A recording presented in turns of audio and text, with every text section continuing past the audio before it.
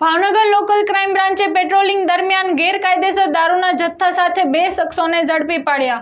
કુલ 2,57,000થી વધુનો મુદ્દામાલ જપ્ત કર્યો, જ્યારે એક આરોપી ફરાર.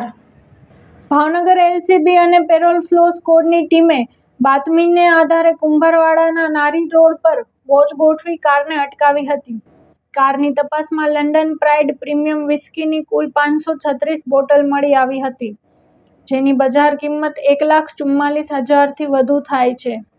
સાથે જ કાર અને મોબાઈલ ફોન સહિત કુલ 2,47,000થી વધુનો મુદ્દામાલ પોલીસે જપ્ત કર્યો છે.